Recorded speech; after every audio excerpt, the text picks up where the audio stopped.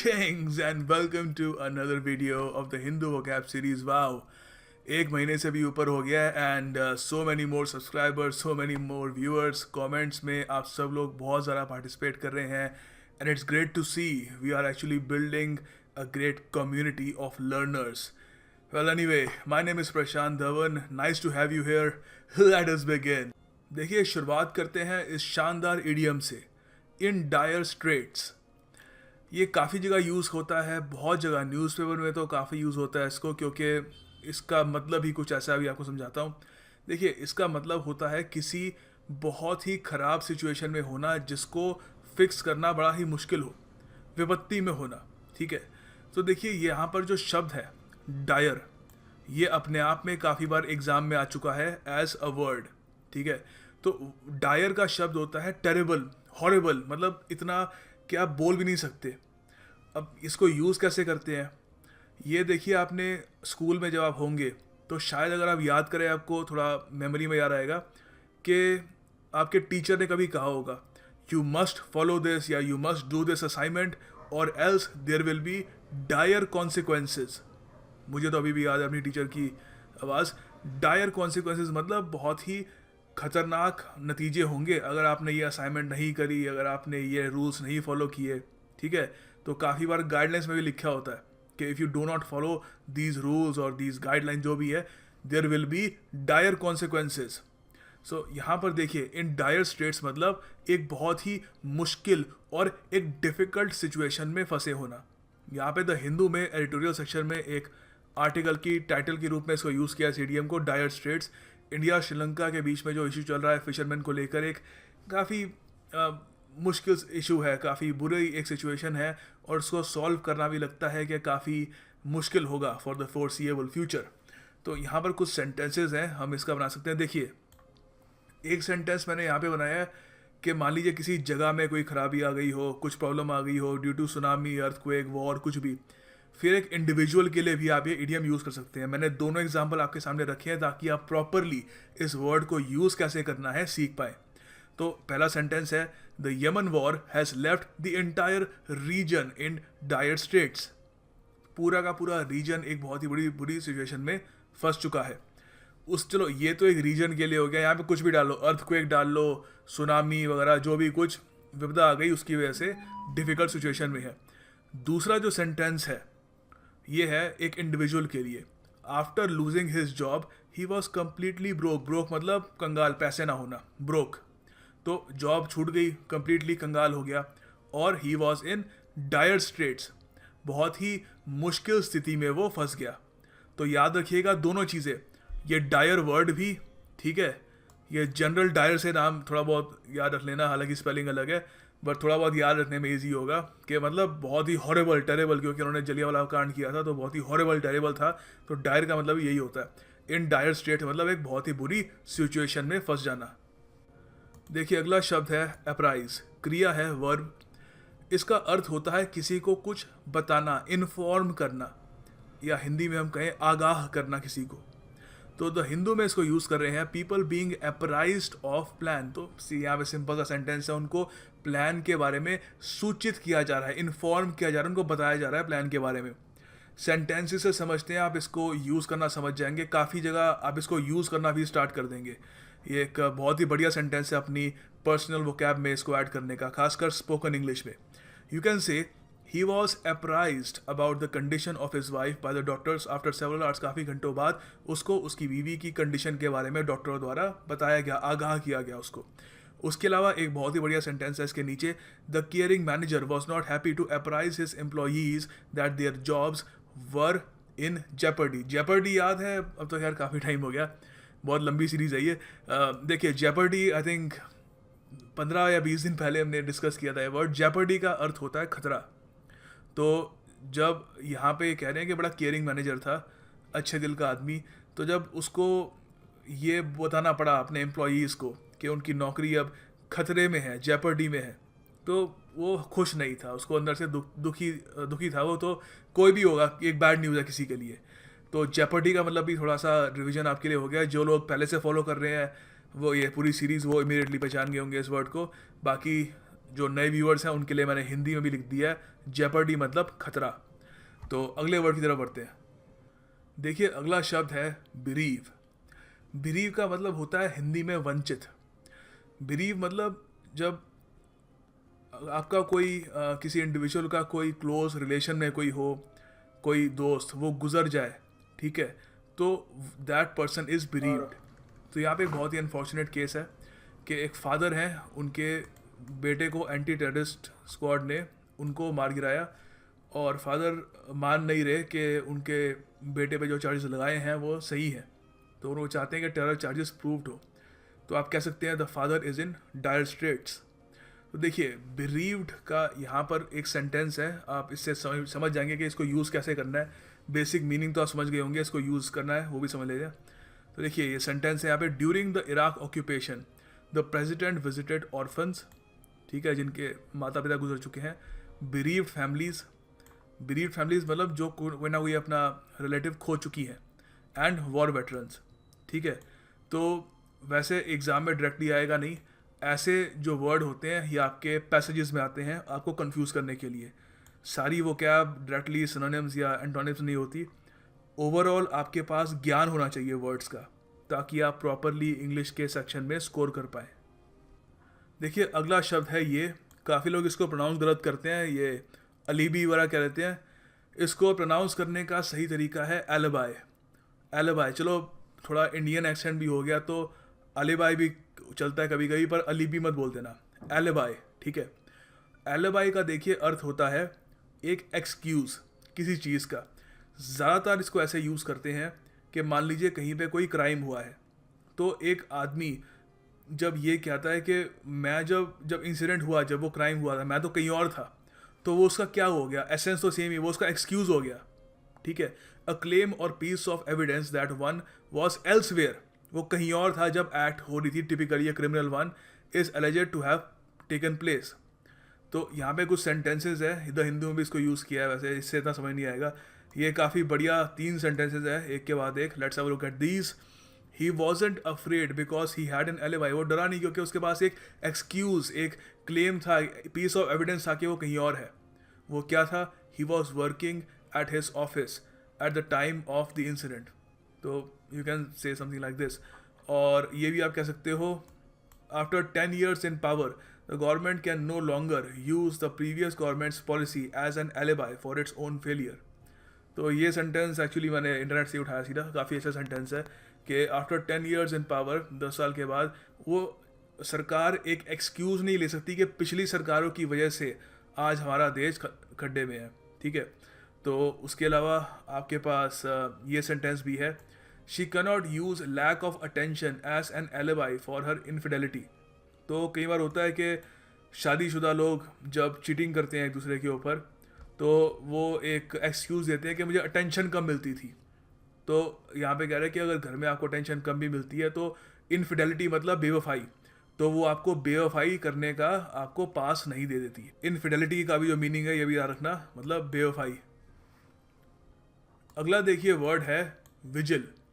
Vigil का देखिए वैसे आप थोड़ा देख के समझ पा रहे होंगे, विजिलेंस से इसका सीधा ये इसका सिनोनिम है विजिलेंस।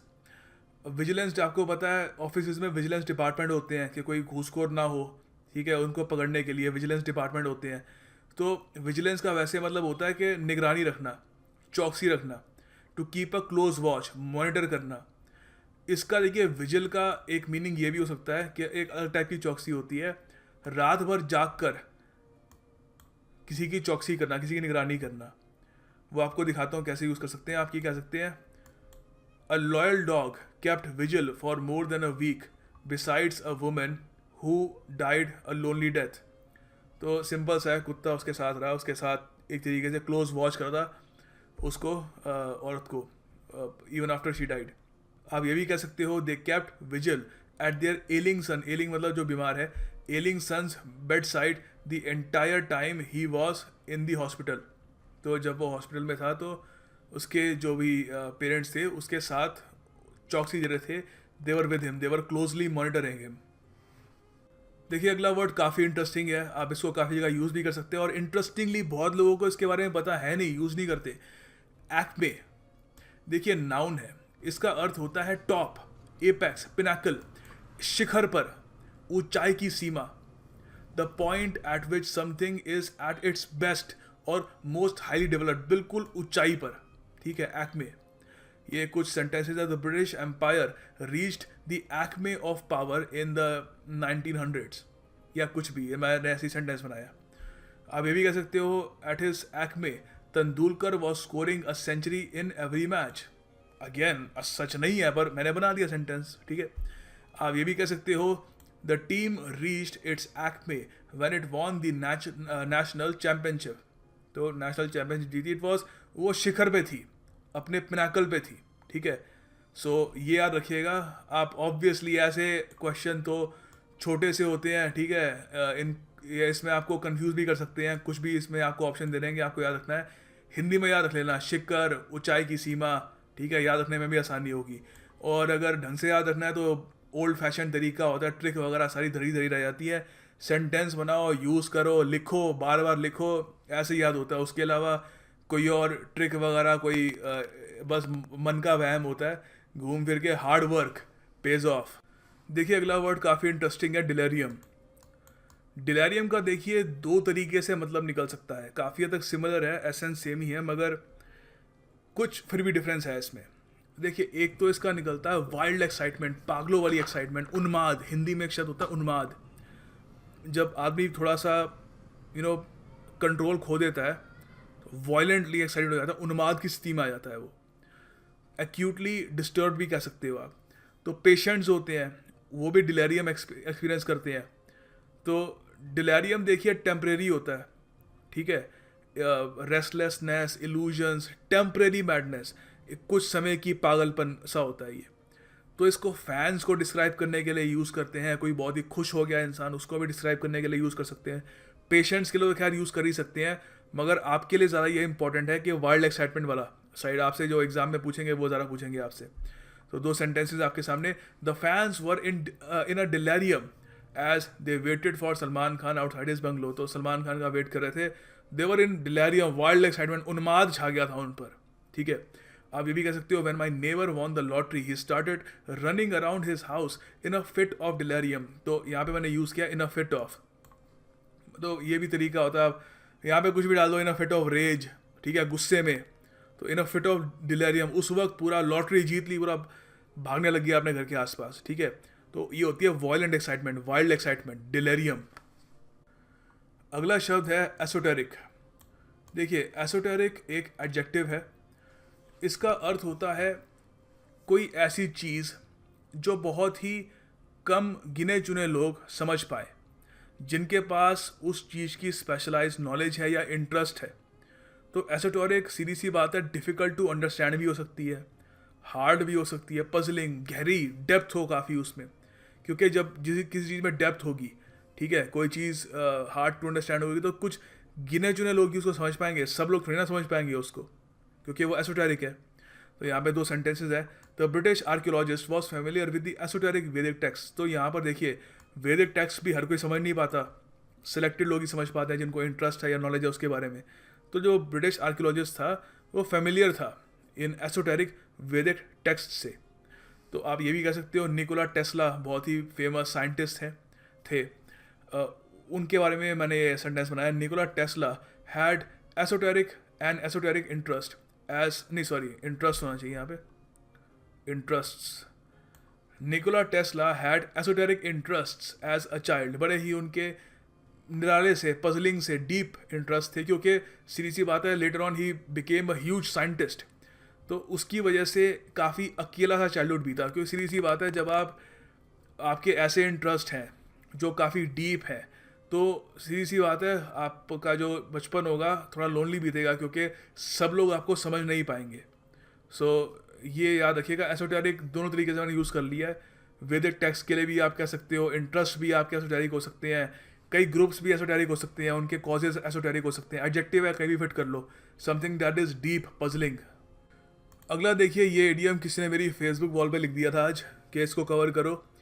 वेल देखो, मैसेज कर दिया करो, फेसबुक वॉल पे मत लिखा करो, पहली बात। और दूसरी बात, ये इडियम वैसे एग्ज़ाम में आने के इतने चांसेस हैं नहीं, अभी तक तो आया नहीं है, बट वेल मैं कोई यहाँ पे प्रोडिक्शन तो नहीं कर सकता कि आएगा या नहीं आएगा, बट अभी तक इतना इसको एग्जाम में मैंने देखा नहीं है। सो वाइल्ड ओट्स, देखिए इसका अर्थ होता है कि जवानी में कुछ वाइल्ड बेवकूफ़ी भरी चीज़ें करना।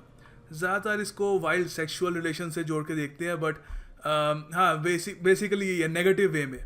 अगर मान लो यहाँ पे इंग्लिश में ये इसकी डेफिनेशन है, doing a lot of exciting things when you are young. तो अब कोई आर्मी ज्वाइन कर लेता है और वहाँ पे बड़ी एक्साइटिंग चीज़ें कर रहा है, तो उनके लिए आप ये ईडियम इस्तेमाल नहीं कर सकते, ये एक नेगेटिव तरीके से इसको यूज़ करते हैं। तो यहाँ पर ये परफेक्ट सेंटेंस है, The reason why he still doesn't have a job is because rather than studying all night, he was sowing wild oats at nightclubs. तो वेल आपके सामने ये सिंपल सा सेंटेंस है, पढ़ने के बजाय वो रात को नाइट क्लब्स में मस्ती मार रहा था, अय्याशी कर रहा था। ऑलराइट, तो इसीलिए अय्याशी करना ख़राब है, क्योंकि ये एक काफ़ी इंपॉर्टेंट टाइम है हम सब की लाइफ का। वी शुड स्टडी, इसलिए मैं वीडियो भी रात को निकालता हूँ ताकि कोई लोग वाइल्ड ओट्स ना सो करना शुरू कर दें, रात को बैठ के मेरी वीडियोस देखें और वो कैब सीखें। एंड या that's why I am working towards the betterment of all of you. So anyway, देखिए ये इस ईडियम का मतलब याद रखिएगा। वैसे फ्यूचर में आ भी सकता है, you never really know, idioms सारे इंपॉर्टेंट है, कोई भी आ सकता है। ऑलराइट, सो आपके लिए एक MCQ है, मैं इसका आंसर अभी बता ही देता हूँ। तो आप पहले अटैम्प्ट करिए, मन में अटैम्प्ट कर लो या कमेंट बॉक्स में अटैम्प्ट कर लो, योर चॉइस। इनेमिकल, ये हमने डिस्कस किया है, आई थिंक काफ़ी टाइम पहले किया रहा, याद नहीं आ रहा, पर किया था इसको। देखिए इसका अर्थ होता है, इसका सिनोनिम है हॉस्टाइल, ठीक है, अनफ्रेंडली। तो इनेमिकल हुआ हॉस्टाइल, अनफ्रेंडली, याद रखिएगा, ये याद रखने वाली चीज़ है। वैसे आप पुरानी वीडियोस भी देख सकते हैं मेरी, उसमें मैंने काफ़ी सारे वर्ड्स, इंपॉर्टेंट वर्ड्स कवर किए हैं। वोकैबुलरी कभी पुरानी नहीं होती, so make sure to watch all the videos. ये MCQ आपके लिए है, आपको बताना है कि पैल्पेबल का अर्थ क्या होता है। ग्रम्पी, ग्रम्पी आप कह सकते हो खड़ूस सा, ठीक है। टैंजिबल मतलब जिसको आप छू सकते हो। टेस्टी आपको मतलब पता है, फैट का भी आपको मतलब पता है। अटेम्प्ट करिए कमेंट बॉक्स में बिलो 110%, क्योंकि ये वर्ड हमने डिस्कस कर रखा है। This is your revision question. अगर आप इसको अटेम्प्ट नहीं करते, that means you are just not paying attention, now are you. और अगर आप ये वीडियो भी आप देख सकते हैं पुराने वाली, बाय द वे मैं काफ़ी बार रिपीट करूंगा ये, क्योंकि इट्स इंपॉर्टेंट। मैं एक वीडियो में सारे वर्ड्स कवर नहीं कर सकता, दैट्स वाई हम पूरी एक सीरीज़ बना रहे हैं इसके लिए। So make sure you watch the old videos as well, old is gold. And finally the task of the day, आपको सेंटेंस बनाने हैं एसोटेरिक या सो वाइल्ड ओट्स पर। तो सेंटेंस ज़रूर बनाइएगा, और अगर आप थोड़े शर्मीले हैं, थोड़े कॉय हैं, COY मतलब शाय, ये एंड में भी वो कैब, हद है सर आपकी, मतलब इतनी वो कैब सर क्या। देखिए कॉय का भी मतलब होता है शाय, तो अगर आप कॉय हैं, थोड़े से शर्मीले हैं, सेंटेंस लिखने का मन नहीं कर रहा, तो दूसरे अगर कोई सेंटेंस लिखते हैं तो प्लीज़ उनको अगर आप करेक्ट कर सकें तो करेक्ट भी करिए। उनको अगर आप एक लाइक दे सकते हैं, लाइक भी दीजिए, उनको एनकरेज करिए, so that all of us grow as a community. मैं खुद भी पिछली वीडियोस की जो कमेंट्स हैं, जो अच्छे सेंटेंसेस हैं, उन पे कमेंट करूंगा, जितना भी कंट्रीब्यूट खुद कर पाऊँ करूंगा, क्योंकि अब कमेंट्स 200 के आसपास पहुंच रही हैं। सो मैं भी आदमी हूँ, एक लिमिट के बाद ही इतना कुछ नहीं कर सकता, but I think if all of us can work together, एक काफ़ी अच्छी हम यहाँ पे कम्युनिटी बना सकते हैं। So thank you for watching this video, I will see you tomorrow, and make sure to do the task of the day.